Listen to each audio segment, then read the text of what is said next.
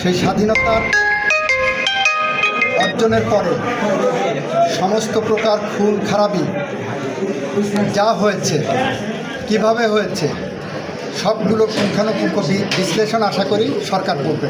সেই আন্দোলন বাংলাদেশের দ্বিতীয় প্রজন্মের মুক্তিযুদ্ধ হিসাবে পরিগণিত হয়ে রাজপথে বুকে রক্ত ঢেলে দিয়ে তারা এই স্বাধীনতা আমাদের দিয়েছে।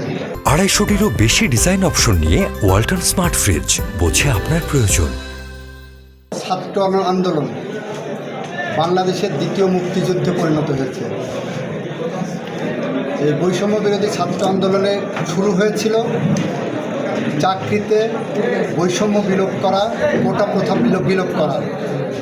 সেই আন্দোলন বাংলাদেশের দ্বিতীয় প্রজন্মের মুক্তিযুদ্ধ হিসাবে পরিগণিত হয়ে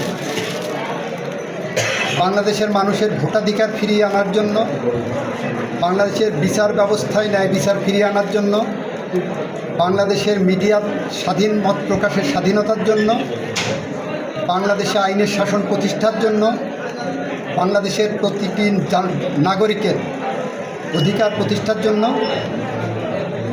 এই সংগ্রাম রাজপথে গড়ায় এবং সেখানে আবু সাঈদ, মুগ্ধ, ফারজান সহ অগণিত, এখন আমরা সংখ্যা জানি না,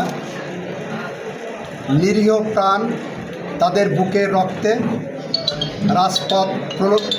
রাজপথে বুকে রক্ত ঢেলে দিয়ে তারা এই স্বাধীনতা আমাদের দিয়েছে। সেই স্বাধীনতা অর্জনের পরে আমরা একদিকে যেমন ক্ষয়ক্ষতির পরিমাণ নিরূপণ করার জন্য আশা করি সরকার করবেন, সেই স্বাধীনতার অর্জনের পরে সমস্ত প্রকার খুন খারাপি যা হয়েছে, কিভাবে হয়েছে, সবগুলো পুঙ্খানুপুঙ্খ বিশ্লেষণ আশা করি সরকার করবেন। সেটা জনতা হোক, সেটা পুলিশ হোক, যেভাবেই হোক না কেন সরকার যথাযথ পদক্ষেপ গ্রহণ করবেন এবং রাষ্ট্রের অ্যাটর্নি জেনারেল হিসাবে সেখানে আমার যতটা ভূমিকা রাখা দরকার মানুষের অধিকার প্রতিষ্ঠার জন্য আমি সেই ভূমিকা রাখি। এটা এখন পর্যন্ত কোনো সিদ্ধান্ত নাই। আর এই সরকার যেহেতু সাংবিধানিক সরকার হিসেবেই এই সরকার গঠিত হয়েছে, এই সরকার সংবিধান সম্মতভাবেই চলবে।